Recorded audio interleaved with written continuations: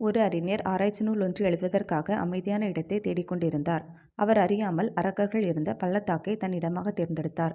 கோபமடைந்த ஒரு அரக்கன் அவரை பார்த்து கேட்டான், யார் நீ? இந்த அமைதியான பள்ளத்தாக்கை கெடுக்க வந்தாயா என்றான்.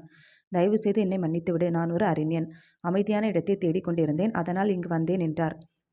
இதற்கு ஒரு விலை நீ கொடுக்க வேண்டும். நான் உன்னை குரங்காக மாற்றி விடுவேன். அதுதான் உனக்கு தண்டனை என்று அந்த அரக்கன் கூறினான். அடுத்த கணம் அந்த அறிஞர் குரங்காக மாறிவிட்டார். அவர் விம்மி விம்மி அழுதார். ஒரு மரத்திலிருந்து மற்றொரு மரத்திற்கு தாவிக் கொண்டிருந்தார். குரங்கைப் போல் பழங்களை தின்று வந்தார்.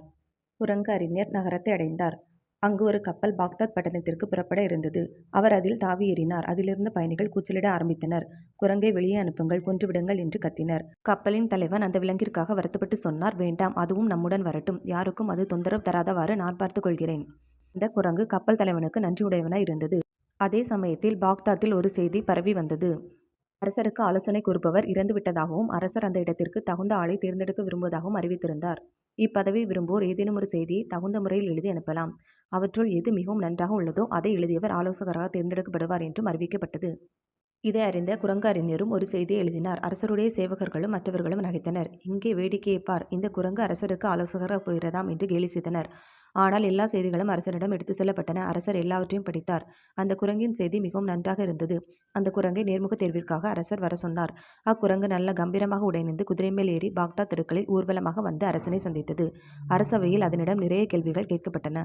குரங்கு அறிஞரும் எல்லா கேள்விகளுக்கும் அறிவுபூர்வமான சரியான விடைகளை கூறினார்.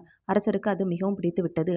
ஆனால் மந்திரிகள் தடுத்தனர். எப்போதும் குரங்கால் பேச முடியாது, எப்படி ஒரு குரங்கு தலைமை ஆலோசகர் ஆக முடியும் என்றனர். அரசர் தீர்மானமாக இருந்ததால் அவர் குரங்கையை தலைமை ஆலோசகராக நியமித்தார். அவருடைய புதல்வி இளவரசி இந்த குரங்கு உண்மையில் குரங்கு அன்று, ஏதோ அரக்கர்களின் மாயத்தால் இவ்வாறு மாற்றப்பட்டுள்ளது என்பதை அறிந்தாள். அரக்கர்கள் மற்றும் அவர்களின் மந்திர வித்தைகள் போன்றவற்றை அவள் படித்துள்ளாள். அவள் மந்திரத்தால் குரங்குத்தன்மை மாறுபடி செய்தாள். அறிஞர் தன் பழைய நிலையை அடைந்தார்.